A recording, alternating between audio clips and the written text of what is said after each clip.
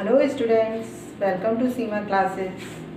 आज मैं आपको क्लास 7th का त्रिभुज एवं उसके गुण पढ़ाऊंगी। त्रिभुज, जैसा कि आप जानते ही हैं कि त्रिभुज नाम से ही जाहिर है कि उसमें 3 भुजाएं होती हैं। तो त्रिभुज किसे कहते हैं? 3 भुजाओं से बनी हुई एक सरल बंद आकृति को हम क्या कहते हैं? त्रिभुज कहते हैं। जैसे ही मैंने आपको चित्र में दिखा रखा है। इस त्रिभुज में हमारी 3 भुजाएं कौन कौन सी हैं? AB,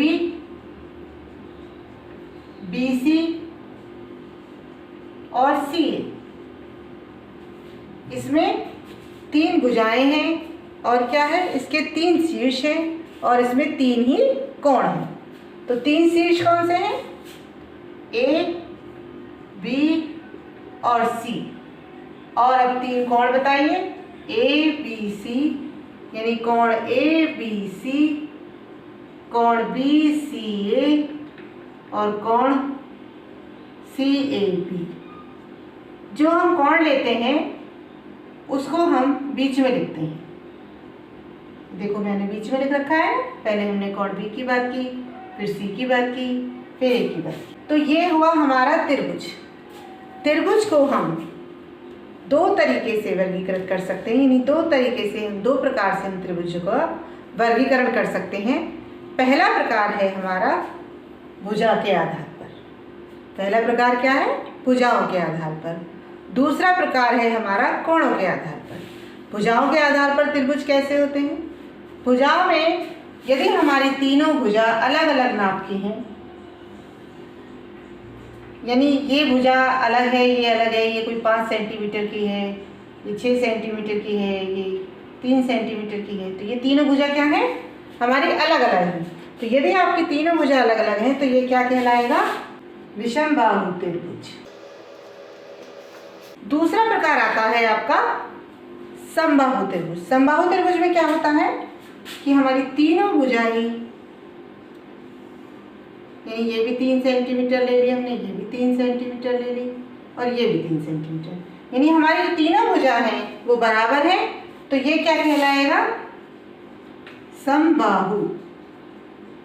समबाहु त्रिभुज। और तीसरा प्रकार जो आता है हमारा, उसमें हमारी कोई 2 भुजा बराबर हैं, कोई सी भी 2 भुजा, और तीसरी भुजा जो है वो थोड़ी इससे बड़ी हो सकती है। यानी ये हमने 3 ले ली और ये हमारी 4 आ गई, तो 4 सेंटीमीटर की भुजा है हमारी। तो ये हो गया हमारा तीसरा प्रकार। इसको क्या कहेंगे हम? समद्विबाहु। तो ये आपने जाना कि ये हमारे जो है भुजाओं के आधार पर हम त्रिभुज को कितने प्रकार से बांट सकते हैं। अब दूसरा प्रकार आता है हमारा कोणों के आधार। कोणों के आधार पर, यानी कि यदि हमारे पहला त्रिभुज होता है न्यून कोण त्रिभुज, यानी हमारे जो कोण हैं वो तीनों 90 से छोटे हों, तो वो कहलाएगा न्यून कोण। दूसरा, ये त्रिभुज कौन सा है? ये है समकोण त्रिभुज, यानी जिसमें हमारा एक कोण 90 अंश का हो, वो समकोण त्रिभुज कहलाता है।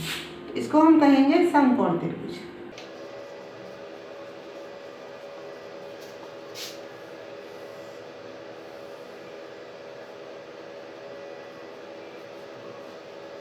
तीसरा जो कोण है, इसमें हमारा एक कोण कैसा है? अधिक कोण त्रिभुज, तो ये कहलाएगा अधिक कोण। अधिक कोण त्रिभुज में जो हमारा एक कोण होता है वो 90 से बड़ा होता है और 180 से छोटा होता है। जिस तरह से आपने देखा कि त्रिभुज की हमारी 3 भुजाएं होती हैं, 3 कोण होते हैं, उसी प्रकार त्रिभुज की 3 माध्यिकाएं भी होती हैं। माध्यिका कौन सी होती है? जो शीर्ष से, यानी शीर्ष से इसको बराबर भागों में विभाजित करें। शीर्ष से अपने सामने वाली जो भुजा है, यानी BC भुजा को एक इसमें कर रहा है, बराबर भागों में विभाजित करता है, तो वो उसकी माध्यिका कहलाती है। यानी AD क्या हो गई हमारी? ये माध्यिका। इसी प्रकार हम B से डालेंगे। B से भी इसको जब 2 बराबर भागों में विभाजित कर देगी तो ये भी ये भी माध्यिका है। इसी प्रकार आप सी से डाल लें यहाँ, तो ये भी इसको 2 बराबर भागों में विभाजित कर रही है, तो ये भी हमारी क्या हो गई, माध्यिका। यानी त्रिभुज में कितनी माध्यिका होती है, 3 माध्यिका होती है। अब बात करते हैं शीर्षलंब की। शीर्षलंब नाम से ही जाहिर है कि शीर्ष से डाला गया लंब, यानी हम यदि इससे लंब डालेंगे इसके ऊपर तो ये क्या कहलाएगा, शीर्षलंब। यानी 90 अंश का कोण होता है लंब जो होता है, तो ये इसका शीर्षलंब है। एडी क्या है, शीर्षलंब। अब यदि आपको एक त्रिभुज दिया है,